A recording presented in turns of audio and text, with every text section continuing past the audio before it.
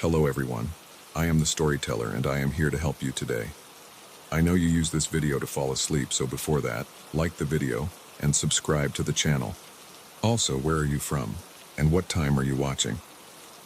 Now get comfortable and relax.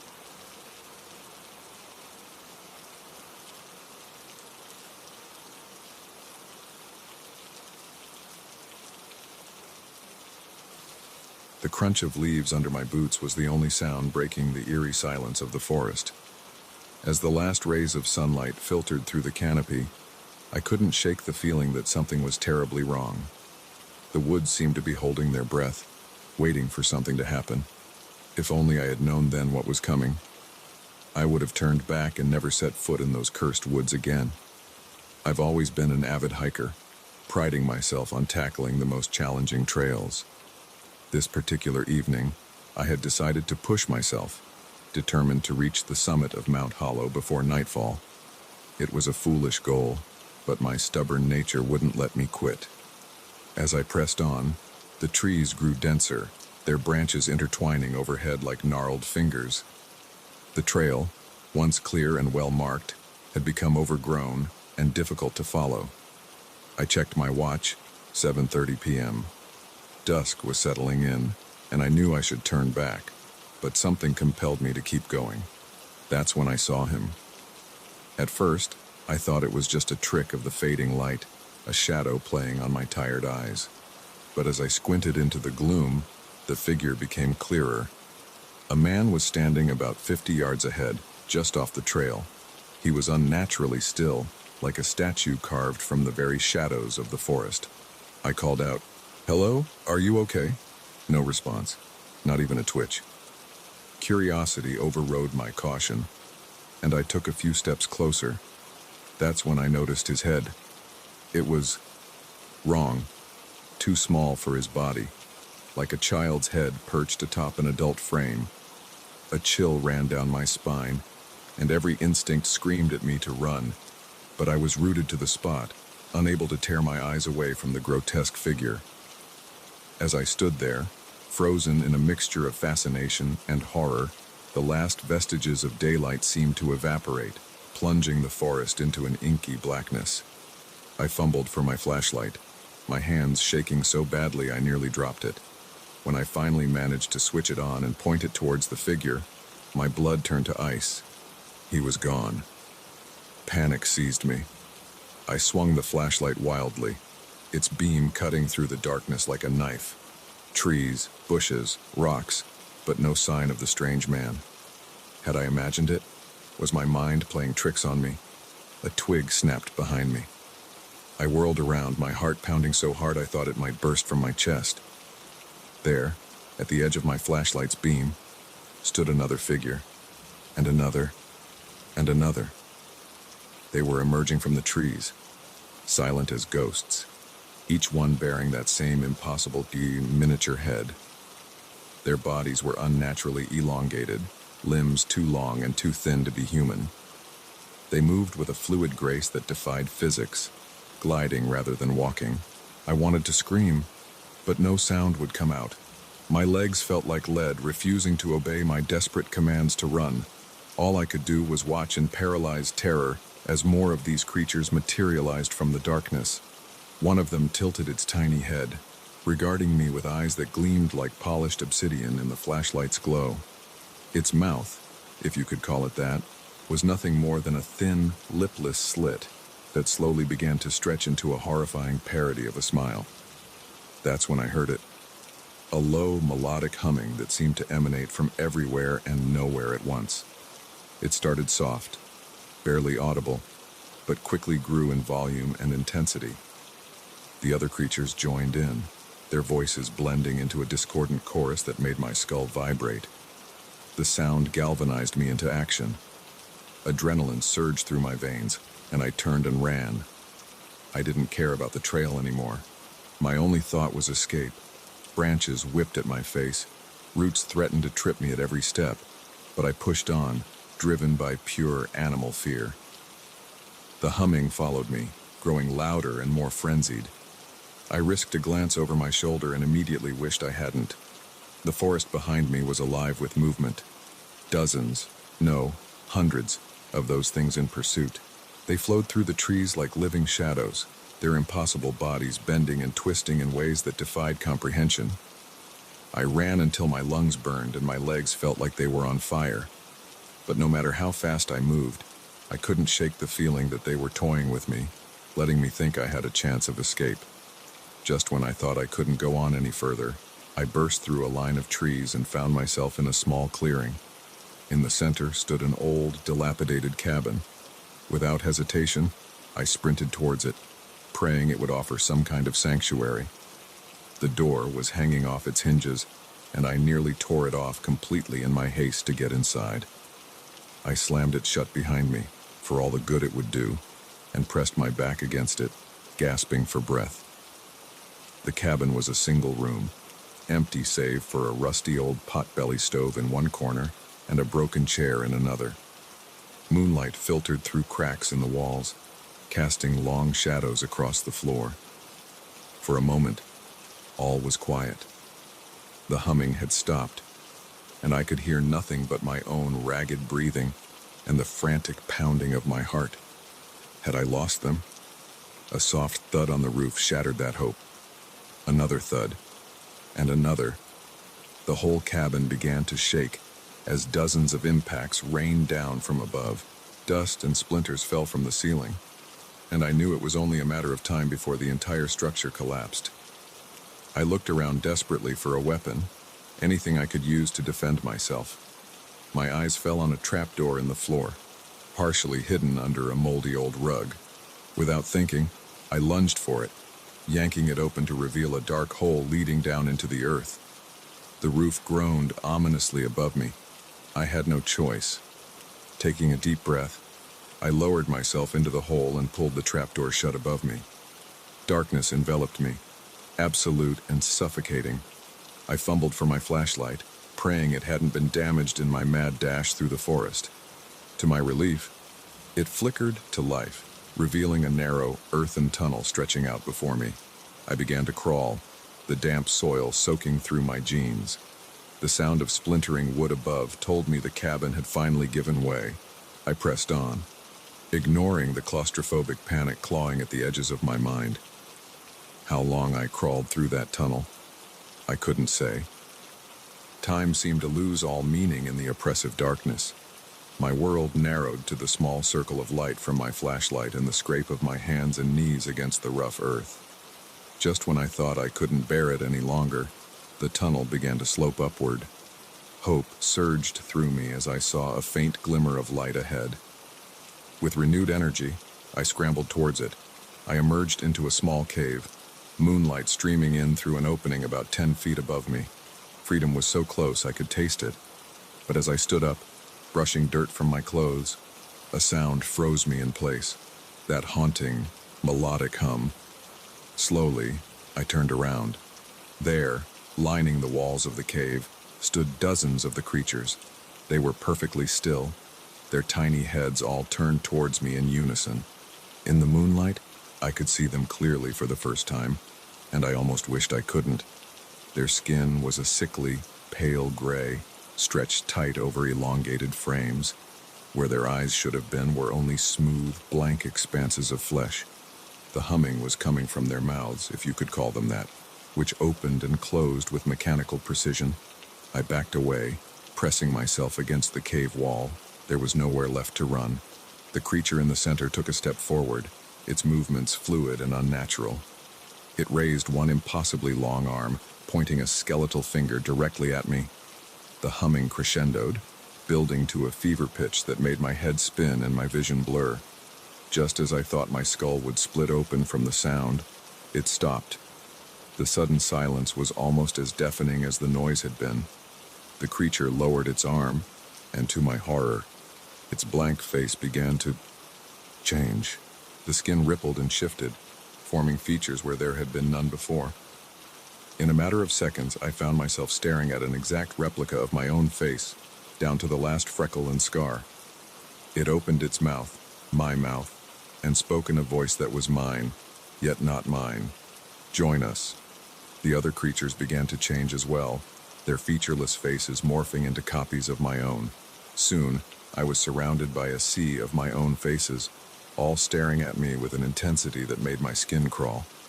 "Join us," they chanted in unison, their voices a twisted echo of my own. "Become one with the forest. Become one with us."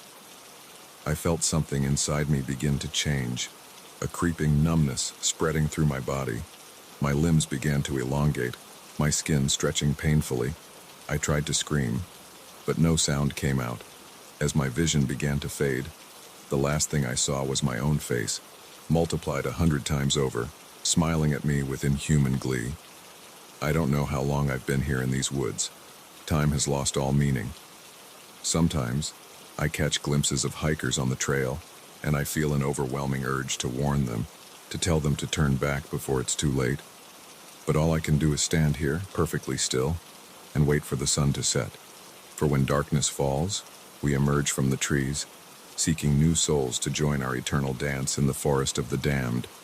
So if you're ever hiking in these woods and you see a strange figure with a too small head standing motionless among the trees, run, run, and don't look back. For we are always watching, always waiting, and we are always hungry for new brothers and sisters to join our haunting chorus.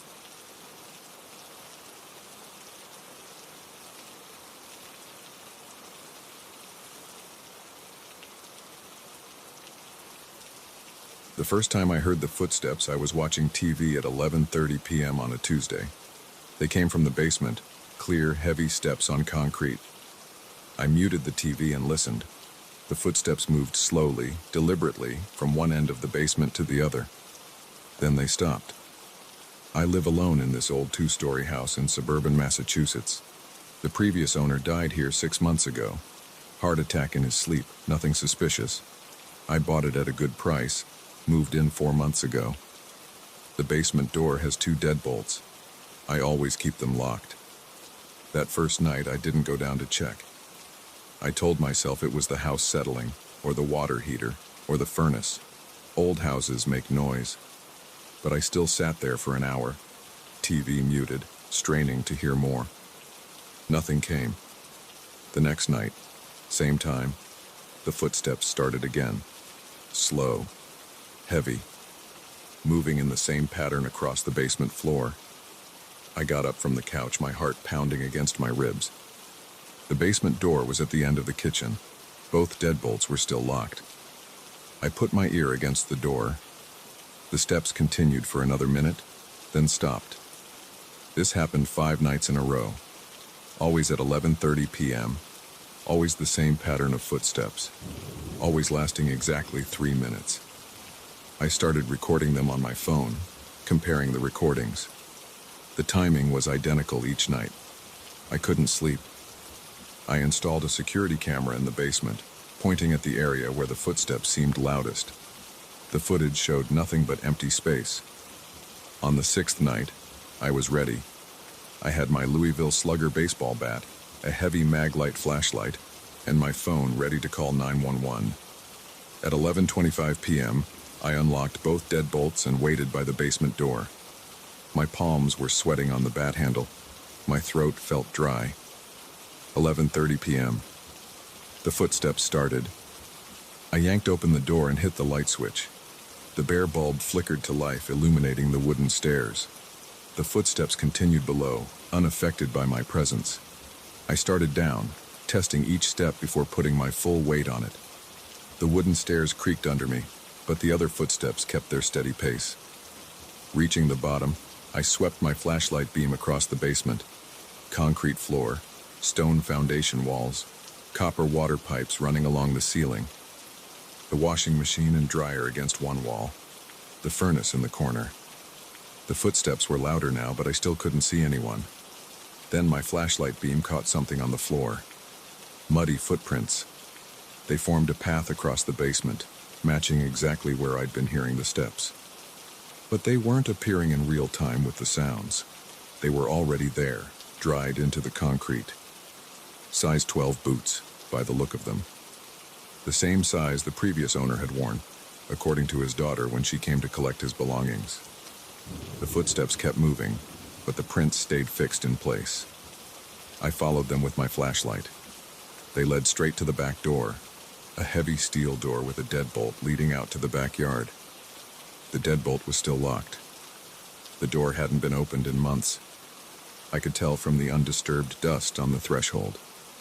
The footsteps reached the door, then stopped. My flashlight showed more details in the mud prints. They didn't just lead to the door, they came from the door too, overlapping in places, as if someone had walked from the door, across the basement, then back to the door. But the door was locked from the inside. Had been the whole time. I stood there for a long time, bat ready, flashlight trained on those footprints. The basement was silent now except for the hum of the furnace. I checked the door again. Locked tight, dust undisturbed. I took pictures of the footprints with my phone. Then I went back upstairs, double-locked the basement door, and called a locksmith to change every lock in the house the next day. That didn't help. The footsteps continued every night at 11:30. I started sleeping at my brother's house, but I'd come back during the day to check on things. The muddy prints were always there, unchanged. I tried cleaning them with bleach and a wire brush. They came back the next day. I had 3 different contractors look at the basement. They all said the same thing. Just old stains in the concrete, nothing to worry about. After 2 weeks of this, I couldn't take it anymore. I had to know what was happening. I set up 4 more security cameras in the basement. I bought a high-end digital audio recorder and left it running. I installed motion sensors and infrared detectors. I even scattered flour on the floor to catch new footprints. Nothing showed up on any of the equipment. The cameras recorded empty space. The audio recorder caught the footsteps, but they had a strange quality, like they were coming from very far away or underwater. The motion sensors never triggered. The flour remained undisturbed. I started researching the house's history. The previous owner, Bill Matthews, had lived here alone for 30 years after his wife died. Heart attack in his bed, the police report said. Natural causes. But his daughter Sarah told me something different when she came to get the last of his stuff. Dad was acting strange those last few months, she said. He kept talking about noises in the basement. Said he heard someone walking around down there every night. We thought it was just his mind going. The doctor said it was probably early dementia. Did he ever check the basement? I asked. Oh yeah, dozens of times. Never found anything. But the weird thing was, she hesitated. The morning they found him, his feet were covered in mud, like he'd been walking around outside. But all the doors were locked from the inside. The police figured he must have tracked it in the day before and just didn't clean it up. I didn't tell her about what I'd been hearing, but I kept digging into the house's history. Before Bill Matthews, a family named Cooper lived here for 20 years. Before them, the Sullivan family. And before them, going back to when the house was built in 1908, the original owner, Frank Tanner. The local historical society had files on Tanner. He was a carpenter who built the house himself. Lived here with his wife and 3 kids. One night in 1911, he went down to the basement to check on a noise. Never came back up.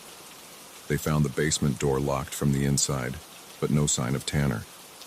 His family moved out a week later. The police investigation found nothing except some muddy footprints on the basement floor. I sat with this information for a few days, listening to the footsteps each night. They never changed their pattern, never reacted to anything I did. Just the same slow walk from the back door across the basement and back again. Last night I tried something different. At 11:25 p.m. I went down to the basement with just my flashlight. No bat, no phone. I stood in the middle of those muddy footprints and waited. 11:30 p.m. came. The footsteps started, but this time they sounded different, closer, more solid. I felt a cold draft on my neck. The footsteps were right behind me now. I turned around slowly, flashlight beam cutting through the darkness. For a split second I saw something, a tall figure in old work clothes covered in mud. Then my flashlight flickered and died. The footsteps stopped. I stood completely still in the darkness, barely breathing. A hand touched my shoulder, cold, heavy, rough with calluses. A voice spoke right next to my ear, so quiet I almost missed it. "You hear them too?" I ran. Up the stairs, through the kitchen, out the front door. I didn't stop until I reached my car. As I sat there shaking, trying to catch my breath, I looked back at the house. A light was on in the basement window. A figure stood there, just a shadow against the light. It raised one hand like it was waving goodbye. I drove to a hotel and checked in for the night. In the morning, I called a real estate agent. "The house is on the market now. I'm selling it for way below what I paid. I just want to be done with it. But there's something I haven't told the agent, something I can't put in the listing." Every night at 11:30, my phone rings. When I answer, I hear footsteps. And underneath them, getting clearer each time, I hear voices. Multiple voices, all asking the same question. "You hear them too?" The footprints in my phone's photo gallery are changing. Each day there are more of them, different sizes, different patterns. And in the latest picture taken yesterday, they don't just lead to the back door anymore. They lead through it. The door is still locked from the inside. I still have the only key. But somehow, those footprints keep multiplying, keep changing, keep leading through that locked door, bringing something back with them each night. I'm writing this down because I need someone to know what happened, why I left, why I can't go back. The house is still for sale. The basement door is still locked. And every night at 11:30, in basements and empty rooms across the city, people are starting to hear footsteps. Check your basement door. Make sure it's locked. But remember, sometimes the lock is what keeps things in, not out. And sometimes when you hear footsteps in the dark, the worst thing isn't that someone's there. It's that they're inviting you to follow.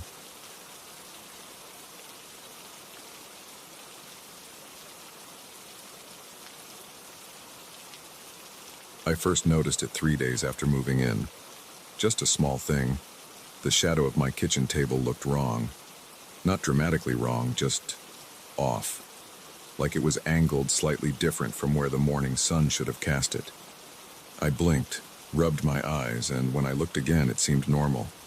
I blamed it on being tired from unpacking and didn't think much more about it. I got this rental house cheap, which should have been my first warning. But I was desperate for a place after my divorce, and the real estate market in this area is brutal. The house sits at the end of a quiet street in an older neighborhood. 2 stories, red brick, probably built in the 1940s. Nothing special to look at, but solid. A little worn around the edges, sure, but what rental isn't? The landlord seemed eager to get someone in quickly. He rushed through the showing and paperwork so fast, I barely had time to inspect everything properly. The first week went okay. I focused on unpacking and settling in, trying to establish some kind of routine in my new single life. During the day, everything felt normal. But as each evening approached, small things started catching my attention. The shadows in the corners of rooms seemed deeper than they should be. When I walked past doorways, the darkness within empty rooms appeared to shift, like something had just moved out of sight. At first, I dismissed these as tricks of my eyes adjusting to a new space. Houses make weird shadows. That's just how it is. Then the cold spots started. I'd walk through certain areas of the house and hit patches of air that were 10-15 degrees colder than everywhere else. The first time it happened was in the upstairs hallway. I stepped out of my bedroom and felt like I'd walked into a freezer. My skin broke out in goosebumps, and I could see my breath fog in front of my face. But 5 steps later, the temperature was normal again. I called an HVAC guy to check the heating system. He found nothing wrong. Said the airflow and temperature readings were perfectly normal throughout the house. I didn't mention the cold spots. Didn't want him thinking I was crazy. The feeling of being watched started gradually. Just occasional prickles on the back of my neck when I was alone in a room. The sense that if I turned around quickly enough, I'd catch something ducking out of sight. My eyes started playing tricks on me. Or at least, that's what I told myself. Shadows that shouldn't be there. Dark shapes in my peripheral vision that vanished when I looked directly at them. After 2 weeks, I started avoiding certain parts of the house. The spare bedroom upstairs was the worst. Every time I walked past its open door, the darkness inside seemed to pulse and writhe. The air flowing out of that room felt heavy and cold, carrying a musty smell like old paper and dust. I started keeping the door closed. The basement was another no-go zone. The shadows down there were wrong in ways I can't properly explain. They didn't line up with the light sources. They moved when they shouldn't. Sometimes they seemed to reach toward me when I went down to do laundry. I started taking my clothes to a laundromat instead. One night, about a month after moving in, I woke up at 3 a.m. needing to use the bathroom. As I walked down the hallway, the shadows cast by my nightlight stretched and twisted along the walls. I forced myself to stare straight ahead, ignoring the way the darkness seemed to curl and reach for me as I passed. In the bathroom, I kept my eyes down while washing my hands. I'd learned not to look in mirrors at night, but as I reached for the towel, movement in the mirror caught my eye. I looked up reflexively. My reflection wasn't alone. Behind me stood a dark shape, human-sized but wrong in its proportions. Too tall, too thin, with limbs that bent at impossible angles. It had no features I could make out, just deeper darkness in roughly human form. As I stared, frozen, it tilted what might have been its head like a curious dog. I ran, sprinted back to my bedroom, slammed the door, and didn't sleep for the rest of the night. The next morning I told myself it had been a dream or sleep paralysis, just my mind playing tricks in the dark. But I knew better. After that night, things escalated quickly. The shadows became bolder, moving openly even in daylight. They gathered in corners and doorways, spreading like ink stains across walls and ceilings. The cold spots multiplied and intensified. Whole rooms became frigid and unusable. I started spending as much time as possible out of the house. I'd leave for work early and come home late, dreading what I might find when I opened the door. But I couldn't afford to break my lease and move again so soon. I was stuck. One evening, I came home to find all the lights in the house on, lights I distinctly remembered turning off that morning. As I stood in the entryway, they began clicking off one by one, starting upstairs and working their way down. Click, click, click. Like something was moving through the house, hitting each switch. I ran back to my car and spent the night in a motel. The next day, I went to the county records office. I had to know if anything had happened in that house, anything that might explain what I was experiencing. The clerk helped me search through property records and old newspapers. The house had been built in 1943. Nothing unusual in its early history, just a series of ordinary families living ordinary lives. But starting in the 1970s, a pattern emerged. No one stayed in the house longer than 6 months. Tenants and owners alike moved out abruptly, often breaking leases or selling at a loss. A newspaper article from 1975 caught my eye. A family had disappeared from the house. Parents and 2 children vanished without a trace. Police found no signs of forced entry or struggle. Their car was in the driveway, keys on the kitchen counter, dinner half-eaten on the table. They were never found. The article mentioned something else. Complaints the family had made to police in the weeks before their disappearance. They reported strange noises, unexplained cold spots, and shadows that moved on their own. The police dismissed it as imagination or pranks. I read until the office closed, then sat in my car for a long time thinking. I couldn't stay in that house, but I couldn't afford to lose my security deposit and first month's rent either. I needed evidence, something to show the landlord, something to prove I wasn't breaking the lease without cause. That night, I set up my phone to record video in the living room while I slept. I pointed it toward the corners where the shadows gathered thickest. Then I went upstairs to my bedroom, locked the door, and tried to sleep with all the lights on. Around midnight, scratching sounds woke me. They came from inside the walls. Long, slow scrapes like fingernails on wood. The sounds moved through the walls, circling my room. My bed began to feel cold, the chill seeping up through the mattress into my bones. The scratching stopped directly behind my headboard. In the silence that followed, I heard breathing, slow, raspy inhales and exhales that didn't match my own terrified gasps. The air grew so cold my teeth chattered. Something touched the back of my neck, a long, cold finger tracing my spine. I leaped out of bed and ran for the door. The lock turned under my shaking hands and I stumbled into the hallway. The shadows had changed. They covered the walls now, moving and flowing like oil. As I watched, shapes began to form in the darkness. Hands, faces, writhing bodies, all formed of deeper shadow within shadow. They reached for me with grasping fingers. I ran downstairs, the shadows flowing after me like a dark tide. In the living room, my phone still recorded, its small screen glowing. I grabbed it and ran for the front door. The shadows surged forward, trying to cut me off. I felt cold hands grasp at my clothes, icy fingers brush my skin. I burst out of the house into the cool night air. Behind me, dark shapes pressed against the windows, watching. I got in my car and drove away, hands shaking so badly I could barely grip the wheel. I spent the rest of the night in a 24-hour diner, drinking coffee and trying to stop shaking. When dawn came, I checked the video on my phone. Most of it showed an empty, ordinary living room. But around midnight, the shadows began to move. They flowed across walls and ceiling, gathering into shapes that made my skin crawl. Near the end, just before I ran downstairs, dark figures stepped out of the walls. Tall, thin shapes that moved with jerky, inhuman motions. I took the video to my landlord that morning. He watched it without expression, then sighed and pulled out a folder. Inside were similar videos and photos from previous tenants. Shadows that moved, dark figures in doorways, cold spots recorded on thermal cameras. "Why didn't you warn me?" I demanded. He shrugged. "Would you have believed me? Would you have rented the place if I told you it was haunted?" He let me break the lease without penalty. I moved out that day, leaving most of my furniture behind. I couldn't bear to bring anything from that house into a new place. I drove by the house a week later. A "for rent" sign stood in the yard and all the windows were dark.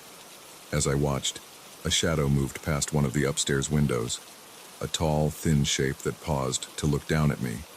I drove away and never went back. Sometimes I dream about that house. In the dreams, I'm walking through dark rooms while shadows reach for me with cold hands.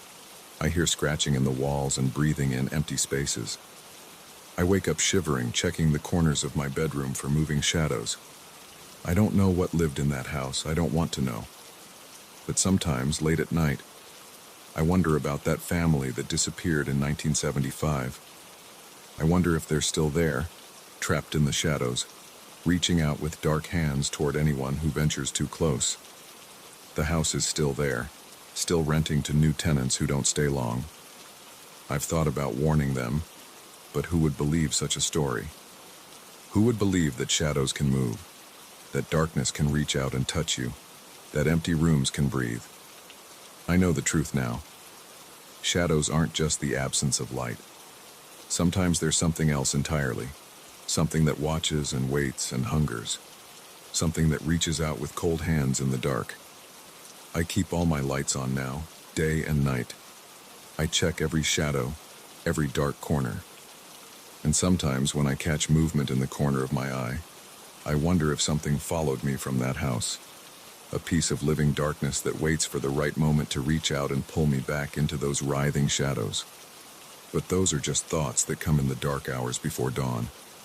In daylight, I tell myself it was all in my head. The house is just a house. Shadows are just shadows, and the dark can't reach out and touch you. I almost believe it. Almost. But I still don't trust mirrors at night, and I never ever turn off all the lights.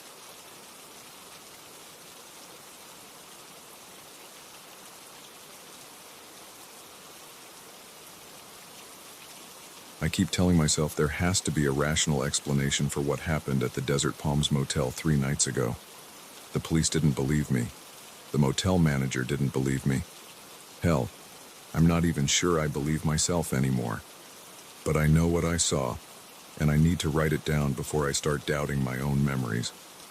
It started around 2 a.m. I was staying in room 237 on the second floor of this rundown motel just off Interstate 40 in Arizona. I'd been driving for 14 hours straight from Los Angeles, heading to Oklahoma City for my sister's wedding. The exhaustion had finally hit me hard enough that I knew I needed to stop. The Desert Palms wasn't my first choice. It wasn't even my fifth choice. But when you're dead tired and the next town is 90 miles away, you take what you can get. The place had seen better days, probably sometime back in the 1970s. The vinyl chairs in the lobby were cracked, the carpet was worn thin, and everything had that musty smell of old cigarette smoke that never quite goes away. I remember the night clerk barely looking up from his phone as he handed me the key card. Just another tired traveler passing through. The room itself was basic. Queen bed, bathroom, small TV mounted on the wall, and a window overlooking the parking lot. I didn't even bother unpacking. Just kicked off my shoes, set my phone alarm for 8 a.m. and collapsed onto the bed fully clothed. The next thing I knew, I was awake. Not the gradual kind of awake where you drift up from sleep. I mean instantly, completely awake, like someone had flipped a switch in my brain. My heart was already racing, though I didn't know why. The digital clock on the nightstand showed 2:17 a.m. in harsh red numbers. The room was dark except for a thin strip of light coming under the door from the hallway.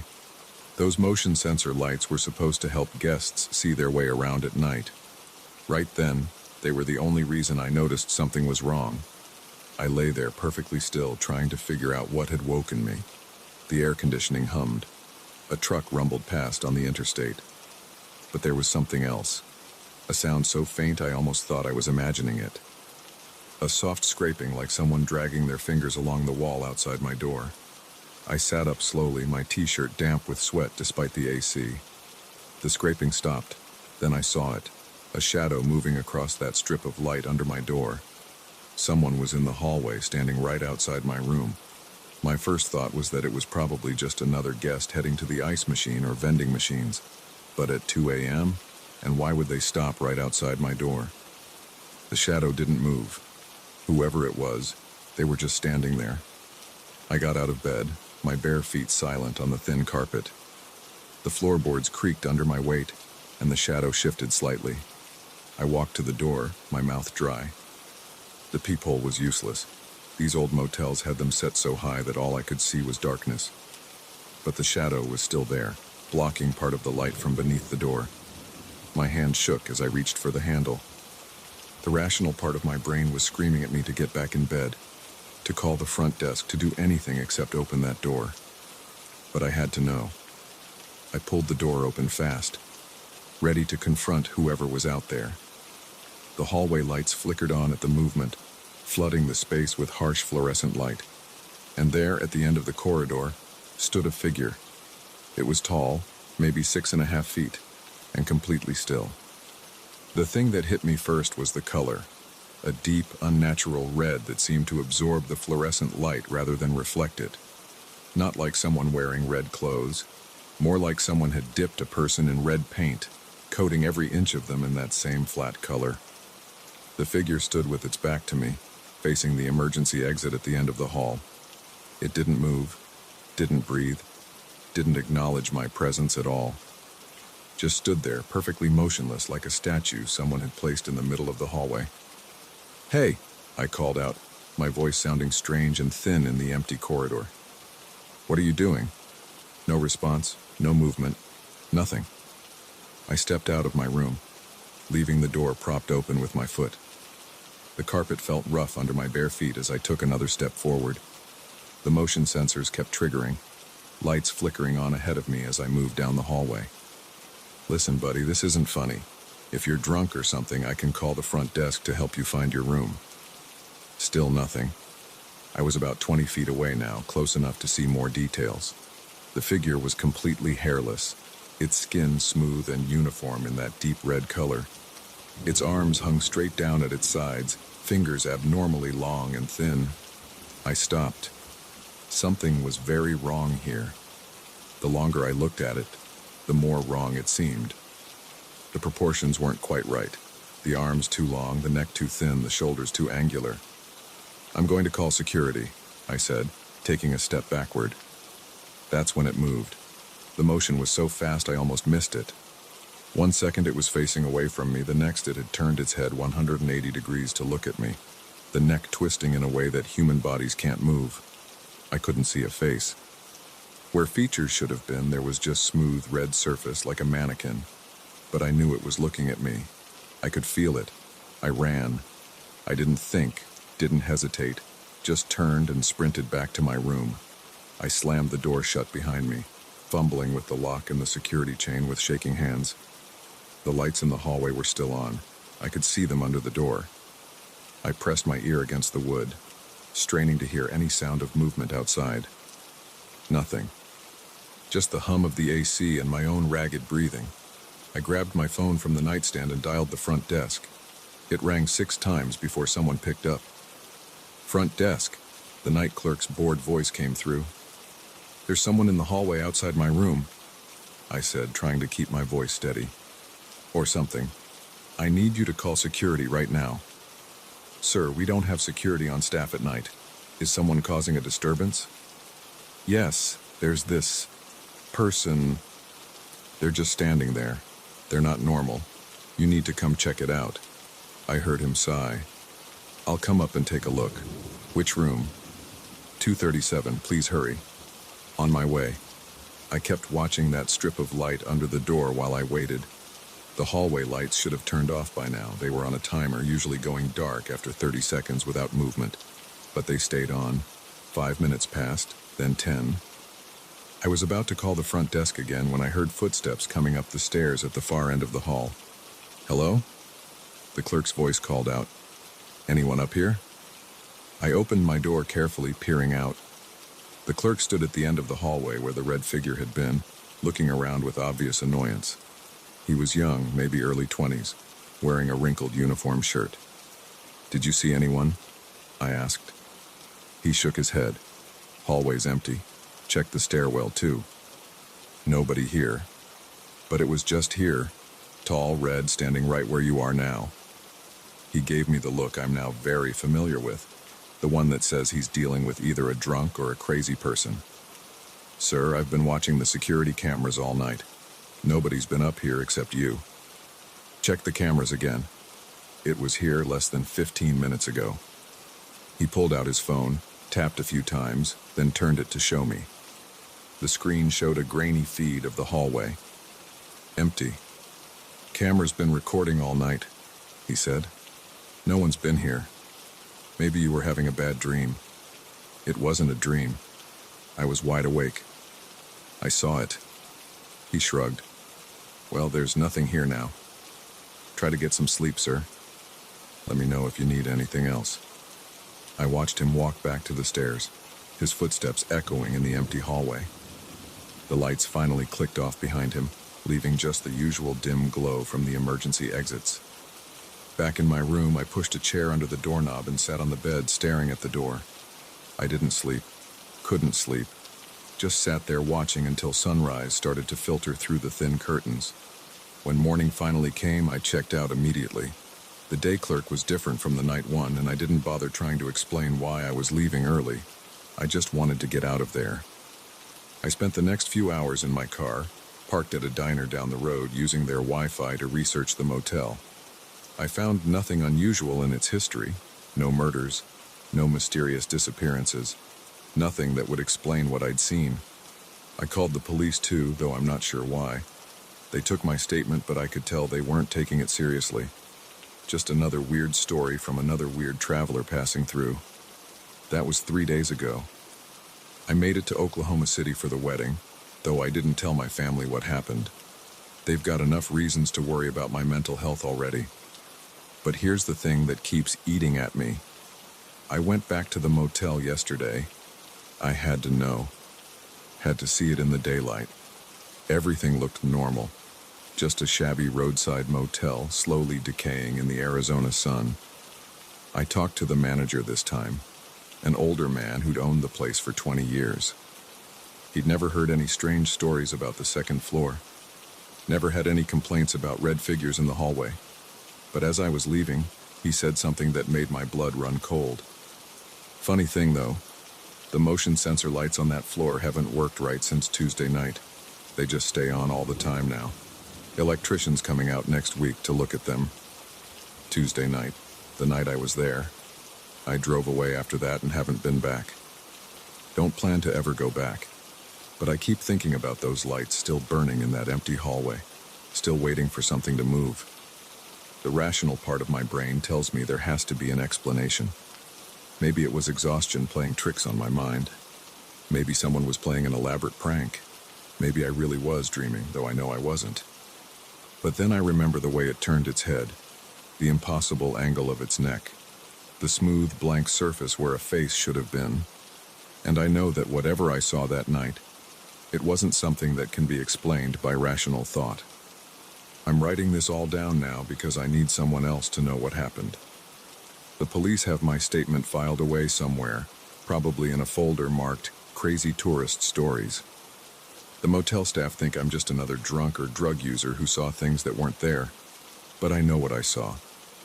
And sometimes, late at night when I'm trying to sleep, I think about those motion sensor lights, still burning in that hallway, still detecting movement, still sensing something that shouldn't be there. I drive a lot for work, spend a lot of nights in motels and hotels across the country, but I don't stay in roadside motels anymore. And I never ever look out into the hallway when I hear noises in the middle of the night. Because sometimes, when I'm lying awake in another anonymous room in another anonymous city, I wonder about that red figure. I wonder if it's still there in that hallway at the Desert Palms, standing motionless under those always burning lights. Or worse, I wonder if it's somewhere else now, standing in another hallway, waiting for someone else to open their door in the middle of the night. And I wonder what would have happened if I'd gotten just a little closer that night, if I'd reached out to touch it, if I'd waited to see what it would do next. Some questions, I've learned, are better left unanswered. Some doors are better left unopened.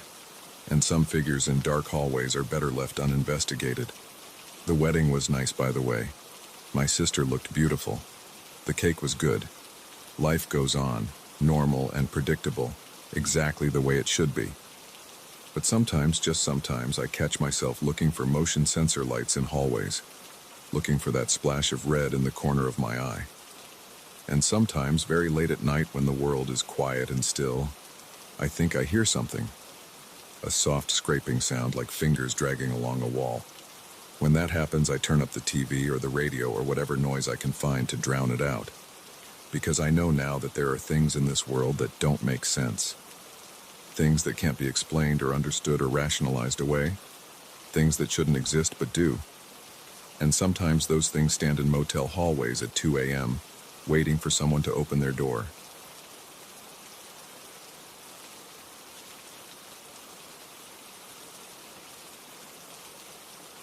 I screwed up. I really screwed up. Before all this happened, I was just a normal guy who didn't believe in supernatural stuff. Now, I'm sitting in my car outside a 24-hour diner at 3 a.m., my hands still shaking as I try to write this down. I need to tell someone what happened. Maybe then someone will believe me. Maybe then I'll believe it myself. It started 3 days ago. I was scrolling through streaming services, bored on a Tuesday night when I found this documentary about haunted places in New England. Historic hauntings. America's most terrifying locations. Or something like that. I watched it while eating leftover Chinese food, laughing at all the eyewitness accounts and blurry footage of dust particles that the show tried to pass off as orbs. The documentary featured this old mansion in Massachusetts where people claim to hear children laughing at night, see shadows moving on their own, and feel cold spots in the middle of summer. They interviewed this middle-aged woman who swore she saw a full-body apparition of a Victorian-era girl in a white dress. She was crying as she told the story, but I just rolled my eyes. After it ended, I posted on Facebook, "Just watched another ghost documentary. Sorry folks, but spirits don't exist. It's all just squeaky floorboards and overactive imaginations. Show me actual proof, and I'll eat my words." A few friends commented with ghost emojis. Someone shared a story about their haunted apartment. I replied with laughing faces and went to bed around midnight. That's when things started to change. I woke up around 2 a.m. to use the bathroom. As I walked down the hallway of my one-bedroom apartment, I heard what sounded like whispering coming from the living room. It was faint, like someone talking through a wall, but my apartment shares no walls with neighbors. I'm on the top floor, corner unit. I stopped walking and held my breath. The whispers continued for about 5 seconds, then stopped. I told myself it was probably just the wind outside or the building settling. Old buildings make weird noises all the time, right? I used the bathroom and went back to bed. Just as I was drifting off to sleep, I heard a soft thud from the kitchen, like something small had fallen off a counter. I almost got up to check, but I was too tired. I'd look in the morning. When I woke up, everything in the kitchen was exactly where it should be. Nothing on the floor, nothing out of place. I got ready for work, had my coffee, and forgot about the weird noises from the night before. That evening, I ordered pizza and watched TV. Around 9 p.m., I noticed my coffee mug on the kitchen counter had moved about 6 inches from where I'd left it that morning. I stared at it for a good minute, trying to remember if I'd touched it at all during the day. I hadn't. "You're being paranoid," I said out loud to myself. Maybe the vibrations from the upstairs neighbor's washing machine made it slide. I picked up the mug and put it in the dishwasher. When I turned around, the TV remote had shifted on the coffee table, rotating about 45 degrees from its previous position. I watched it happen. There was no vibration, no wind, no logical explanation, just the remote turning by itself. My heart started beating faster. I walked over and grabbed the remote, gripping it tight. The plastic felt ice cold, even though my apartment was a comfortable 72 degrees. "This isn't happening," I said. "I'm tired. I'm seeing things." I turned off the TV and decided to go to bed early. As I lay there in the dark, I heard the whispering again. This time it was clearer, coming from the corner of my bedroom. I couldn't make out any words, but it sounded like multiple voices having a conversation. I pulled the covers up to my chin, my whole body tense. The voices continued for about a minute, then stopped abruptly. The silence that followed was worse somehow. I lay there perfectly still, straining to hear anything. My bedroom door was open and I could see the darkness of the hallway beyond. That's when I felt it, a presence. Something was in the room with me. I couldn't see anything, but I felt the air get heavier, colder. The hair on my arms stood up. My breath came out in visible puffs like I was outside in winter. The presence moved. I felt it pass by my bed like someone walking past but without footsteps. The cold spot moved with it. When it reached the foot of my bed, it stopped. I couldn't move. My whole body was frozen in fear. I wanted to run, to scream, to do something, but I just lay there, my heart pounding so hard I thought it might explode. The pressure in the room increased, like the air itself was being compressed. My ears popped. The presence moved again, this time coming up alongside the bed. I felt the mattress dip slightly, like someone sitting down next to me. I squeezed my eyes shut. "This isn't real," I whispered. "This isn't real." Something cold touched my arm. Not like a hand or any solid object, more like a patch of freezing air that had weight to it.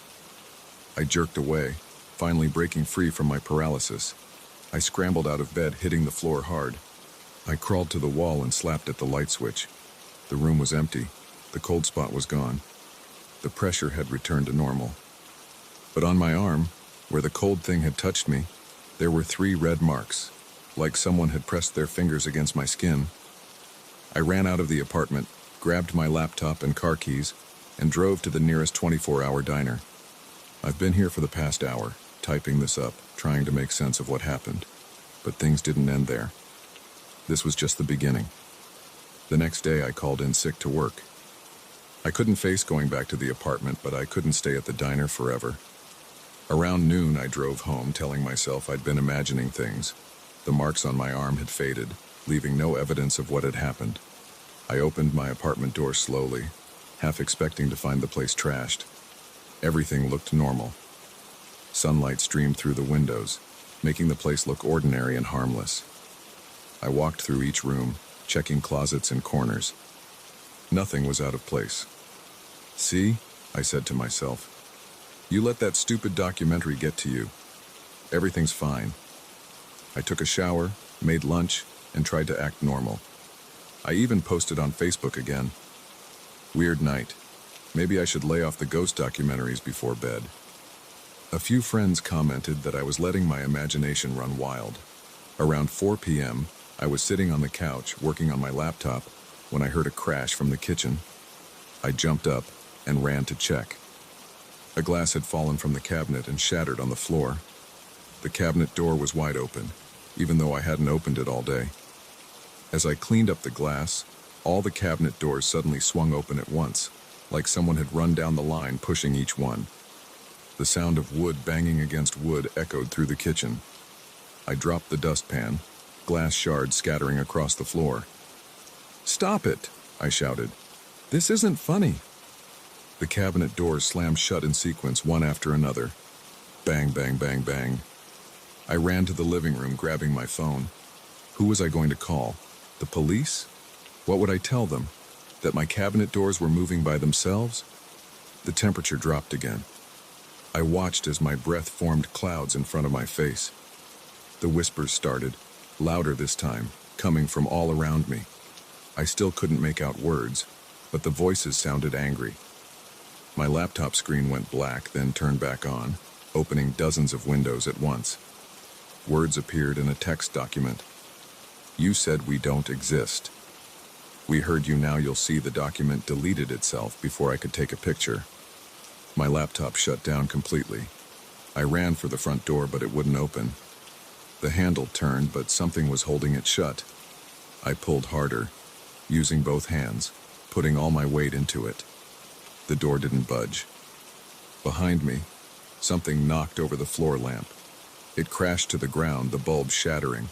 More objects began to move. Books flew off shelves. Pictures fell off walls. The TV remote shot across the room like it had been thrown. I ran to my bedroom, slamming the door shut. I pressed my back against it, breathing hard. The air got colder, colder than before. So cold it hurt to breathe. The presence was back, stronger now. I felt it moving around the room, circling me. The whispers grew louder, turning into harsh sounds that might have been laughter. Something grabbed my shoulder. This time it wasn't just a cold spot. I felt distinct pressure points, like fingers digging into my skin. I screamed and dove for the bed, crawling across it to the other side. The presence followed. I felt it looming over me, pressing down on me. My whole body felt heavy, like gravity had doubled. I could barely lift my arms. The whispers became clearer. I could almost make out words. Showed him. Believes now. Not enough. Make him understand. The pressure increased until I could barely breathe. Black spots appeared in my vision. I was going to pass out. Just before I lost consciousness, everything stopped. The pressure lifted. The cold vanished. The whispers went silent. I lay there gasping for air, afraid to move. Minutes passed.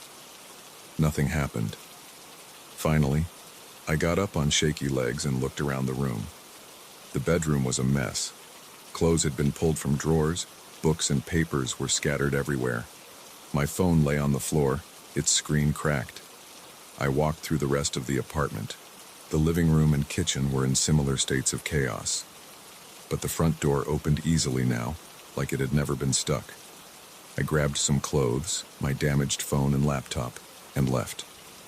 I drove to a hotel 20 miles away and checked in for the night.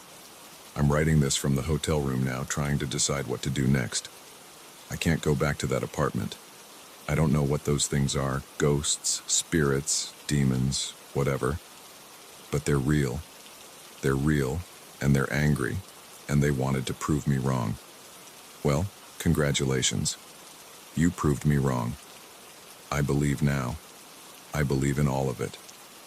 But here's the thing that really terrifies me. Even at the hotel, 20 miles away, I still feel like I'm being watched. The air still gets cold sometimes. I still hear whispers when everything is quiet. I don't think they're done with me. I don't think they'll ever be done with me. Because now I know they're real and they know that I know.